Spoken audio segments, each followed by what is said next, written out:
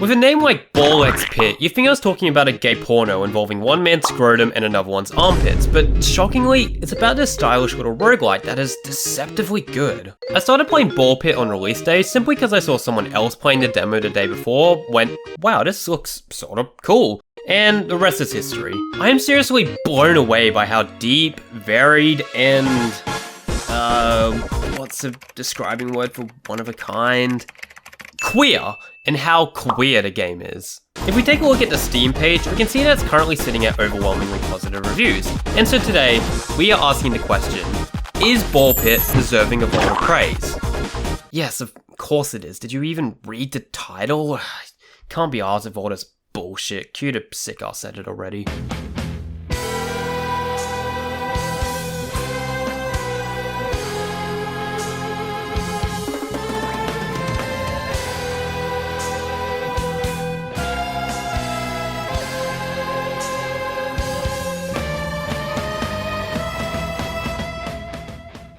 Whenever you start playing a roguelite, you can pretty much tell right away if the game is going to be able to keep your attention for hours and hours, or you're going to stop playing after 2 hours because you've already seen half the upgrades. As we established already, Ball Pit is an extremely clever and well-made game, and it succeeds in roguelite requirement 1, variety. Let's talk about it. Beginning with your first choice before every run, character diversity in this game is not only good, it's incredible. While each character does the bare minimum of having a different starting weapon, design, and scaling stats, where it starts to get interesting are their unique traits. Every single character ability completely changes the fundamental way you play. Obviously, some more than others, but the individual gameplay identity these guys have is frankly absurd and something I haven't seen in a roguelike in quite some time. We've got a married couple that double your amount of projectiles, a mummy whose balls always pierce enemies until they hit a wall, a retired general who makes the game turn-based, Sisyphus who only does AoE and dot damage but a crap ton of it, to a scholar who will automatically pick all your upgrades for you. That seems sorta funny, I hear you say. Well, let's not stop there. How about a character that not only picks all of your upgrades, but literally just plays the game himself? Yes, this is a real character. Ball Pit has absolutely zero shortage of fun and unique characters, and the fact that pretty much all of them actually perform really well, the only 2 bad ones really are the starting character, just because he doesn't actually have an ability, and the Shade, whose bullets start at the top of the screen instead of the bottom. Like, it sounds good in theory, right? It's not. It's just not. So the dev team made this diverse cast of like 16 characters, and then they just went, fuck it. Halfway through the game, you get a meta progression upgrade that lets you deploy 2 characters at the same time. This just takes things to another level. Even though the character list is so diverse, so many of these little guys share some really thought out and overpowered synergies. Shield Bearer with double projectiles? You can do that. Never-ending bounty balls with instantaneous fire rate? You can also do that. The possibilities are really almost endless. Now, sadly, they do disable some combinations because they either just simply wouldn't work or they would just be completely and utterly broken. But majority of them are combinable, and these combinations are more than enough. Now that we've discussed the characters, let's talk about the next part of Ball Pit's impressive diversity, which is its weapons and passives. By default, during a match, you can have 4 balls, which are your weapons, and 4 passives, which are your, passives, equipped, which can be eventually upgraded to 5, which just adds even more build diversity. Pretty generic roguelite system though as a basis. Level up, pick choice of upgrade, and level up your gear to a maximum of 3. Where it starts to get tacky is when you pick up these little colourful fusion drive mobs. And while you can just get a random amount of upgrades from them, the real appeal comes from the fusion mechanic. You can either A, fuse 2 of your balls into one ball that has both the previous ball's mechanics, or better yet, fuse 2 of your balls into a completely new, unique, evolved ball that has its own mechanic inspired by the previous 2. You can then fuse these new evolved balls with other evolved balls, and it just all gets a little bit insane if you ask me. Even more, you can also fuse some items together to make evolved items. I hope my point is getting across that with all these different ball and character combinations, the build diversity is almost endless if you ask me. I can't understate how fun this all is well. Controlling your character is fluid and responsive, as well as aiming being mostly reliable. It's just so much fun discovering and using new ball combinations and finding unlikely builds that somehow work, or pointing out certain synergies and then being rewarded greatly for it.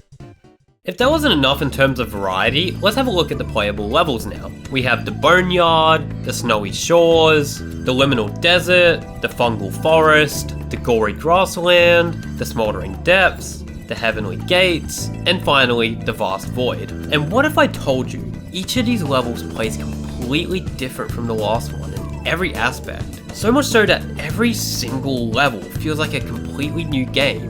Because I would be lying if I said that.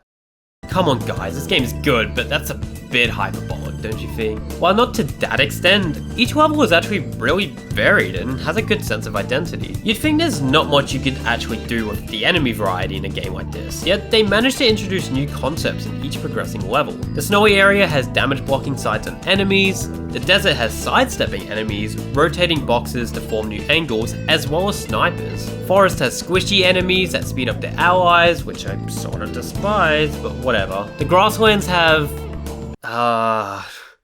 Grasslands has got fuck all, really. Moving on to the Smoldering Depths, we have lava hazards and enemies that split into multiple little enemies. Then in Heaven, you have enemies that will catch your balls and shoot homing projectiles at you. Again, sort of despise this one as well, but oh well. Then finally, the Void has portals, black holes, and enemies with really weird geometry. So while some of them are misses, yeah, you can tell they've clearly put a lot of effort in making each of these levels feel like their own standalone thing.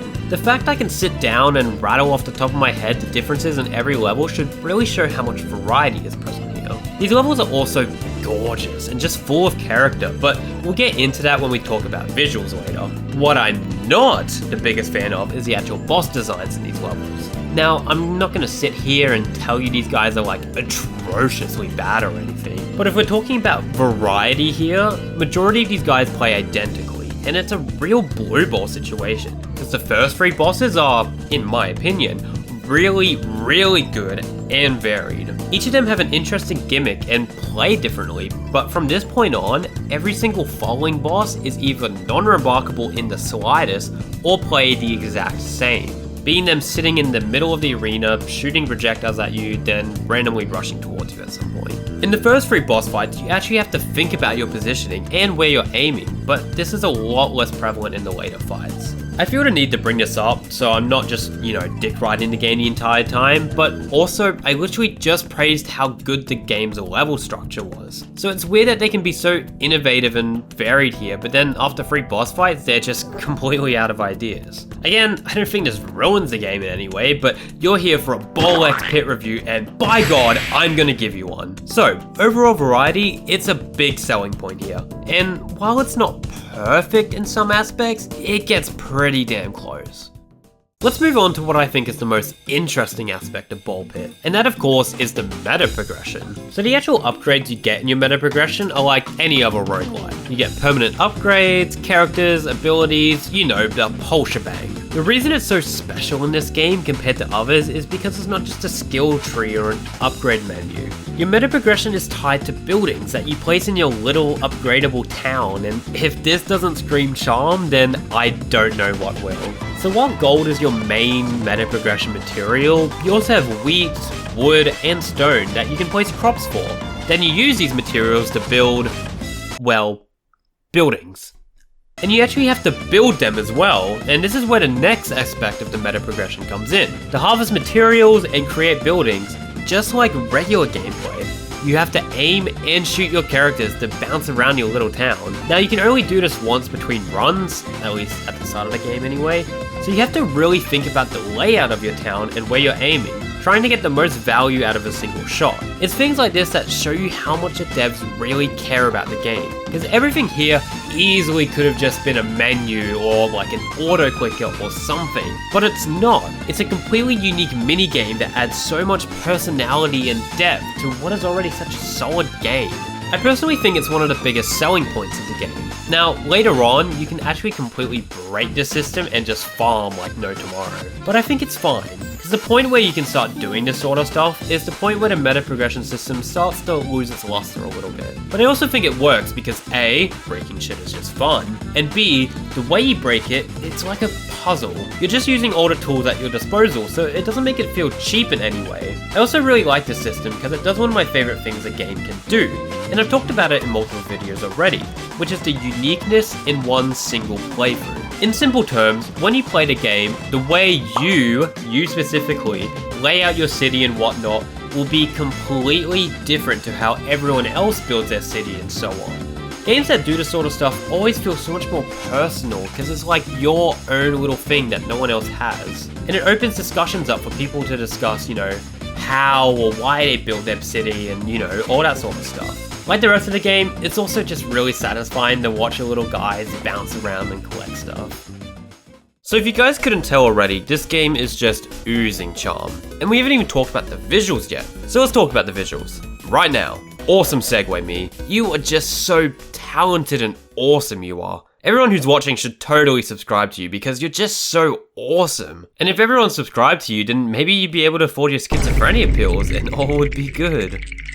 Let's talk about them visuals. Ballpit achieves this impressive blend of low poly models as well as flat planes, all with these little pixel art textures. This blend is so unique because it makes stuff both seem 3D and 2D at the same time. And it's not just the models that look good. The character portraits are fantastic and they're just full of style. Some of these look cold as fuck as well. Also, every single character has their own completely unique health bar UI. Like, they didn't need to do this, but they did, and they all look really amazing. I know I ragged on the bosses before, but to their benefit, they all also look really good as well. Shockingly, the best looking and most unique ones are the first three, so it sort of enforces my previous point, but what the hell do I know? Levels play with color really well too, and it's definitely one of the bigger aspects that helps with each level feeling so unique. We also can't talk about the visuals without mentioning sound design.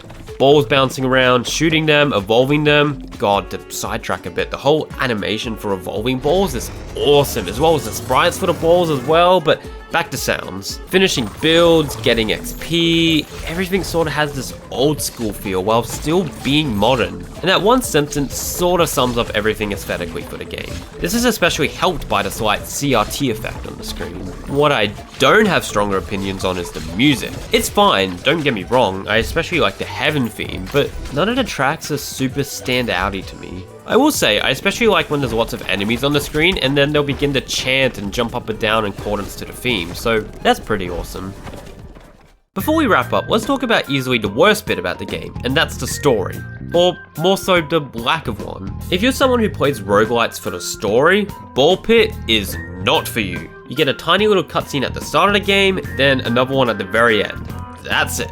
And I mean that's it. There's no lore or logs or anything else to get. Even the characters don't have anything. Each one has like a single sentence, maybe two, and that's all you get. Obviously, I don't think this is a massive problem because the game isn't trying to have a story. It just wants to have fun gameplay and awesome meta progression, which it definitely has. But a story is something important to you in roguelites. Be warned, this game has literally nothing.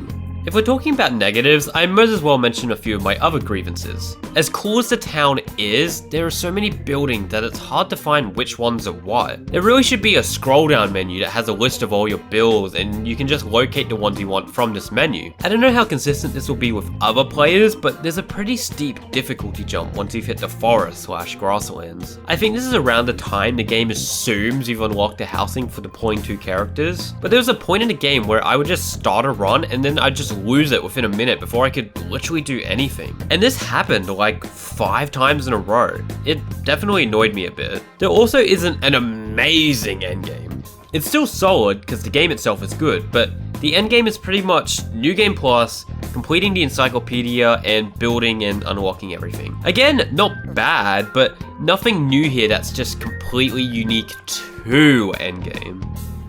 So yeah, Bollocks Pit. Not a gay porno, but instead an unexpected roguelite that knows exactly what it wants to do and executes it almost flawlessly. It's definitely got a few problems, but hey, who doesn't? Except Ben Starr. He's perfect. God, thinking about it makes me sort of wish Bollocks Pit was a gay porn. If you want a score to get my thoughts in a concrete way, it's probably sitting at a 8 out of 10. Actually, no, let's make that an 8.2 out of 10. Just an incredibly solid experience, which, by the way, is at an incredibly solid price as well. I hope this video has convinced you to support the devs, or maybe masturbate to pictures of men's scrotums, but anyway, that's all from me. Subscribe and stuff. Bye!